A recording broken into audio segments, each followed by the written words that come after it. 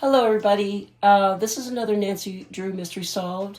This is Kris Easterday, my co-conspirator of production in Seattle, Washington, and Mike Heckinger, her co-conspirator always and husband.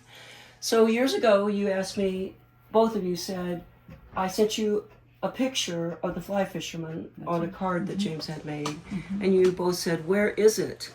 And I said, I don't know. And now that we've started this Nancy Drew mystery, I got a Facebook message from someone that said, I have it. And that she bought it a long time ago for an ex-husband. And that I said, well, and it just came at an opportune time where you two said that you were going to come visit me. You called me and said, Lotta, I'm coming for Easter. I'm like, what?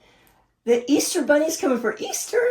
And it coincided with this woman's Facebook message to me, and I thought, I found the Fly Fisherman. And then you all said, would she be willing to sell it? And I asked her, and she said yes. And so we went to visit her in Eureka Springs yesterday. Seems like a million weeks ago. I know. And there they are, including James Trout.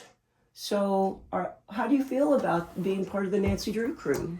Well, first, when you sent me that postcard, I had thought about Mike. I also thought of my father. My father was a big fly fisherman. And so for me, it was very sentimental. Right. Because he had died, and we actually put his ashes on the Missouri River in Montana where we used to fly fish. And so I went, wow, wouldn't that be cool if this existed? And again, you said, I don't know. And so I went, oh, well, it's not going to happen. And when you told me that this I existed, didn't even have a print of it. I know, you sent me a picture. I think you had a catalog picture or something. It was a little, it was Postcard. a greeting card. That's right. And I said, wow, I really want that. Oh, well. And so Mike had seen it too, and he said,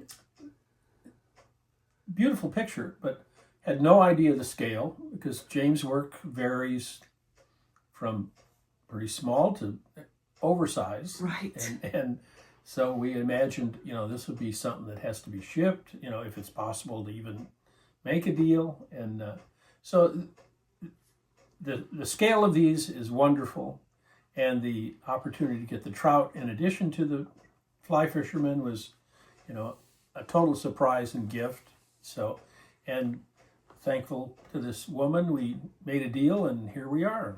I really do love that, because I didn't know the scale either. So what I do on these when someone calls me, I go out immediately and will interview them and see artwork for the first time. So this is the first time I've seen his brush strokes. This is the first time I had any idea the size of the painting. And so it's not just finding his paintings, it's the stories behind the art, but the stories for those that own it. It makes me so happy that two of my favorite people on the planet will have these paintings, because when James, again, we start going forward with the Lost Artists, the Ozarks, I know where they are if you would loan them to a show. So that, is a win-win for me. I think that, particularly with the documentary we just saw, plus Charlotte's love of James and talking about him for years. Unfortunately, we didn't get to meet him in person, but the idea that this man was so incredible and so important to you made important to me, because we've had such a good relationship, Right. well before James, but for 30 years. And it's been this journey and her journey and now our journey that we are the keepers of these pieces. And I feel like the keepers. I don't feel like the owners. I feel like I'm a keeper. Yes. And if Charlotte wants them, she can take them for any show she likes. Because for me, it's so important that everybody should see these. Not just me, not just people that walk in my house. And I hope someday all of his pieces end up in some kind of museum, that you walk through the James Yale section, and it's the gallery of James Yale, and you sit there and go, wow, it's so, the diversity of what he does, people, animals, nature, is something I also enjoy. And the fact that this happened to be fishing is just a treat. Yes.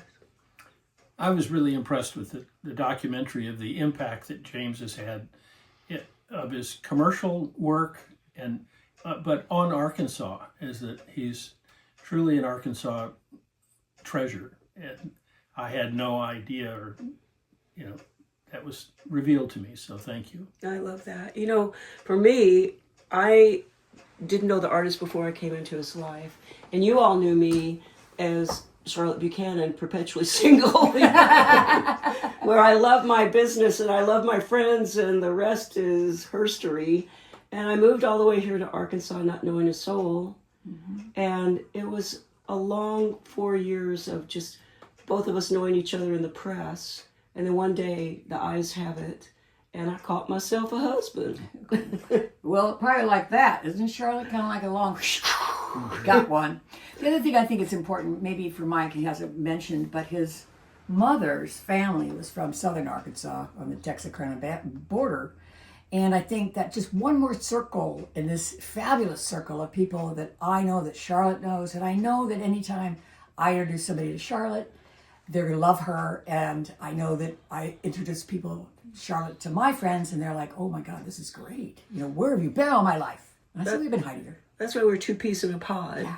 I mean, from the moment we met, and that's what happened with Faye Hedera that did the documentary, For the Love of James. And it's like, it's an instant recognition. I don't know if it's being of a certain age, but the universe is driving this bus, and all the people that have come into this orbit on this journey with me, from Mel that's doing the videography, to you all coming all this way, to Kai Robert that's hiding over there in the corner that did an initial documentary, to Matt the curator. And I am just eternally grateful for all of you that's come into my life, and to be part of the legacy crew. Thank you. Yeah. Anything else from the peanut gallery over there? All right. Again, thank you so much. I'm glad they're going to go with you, and we will continue this journey. And as we say as fisher people, tide lines. Tide lines.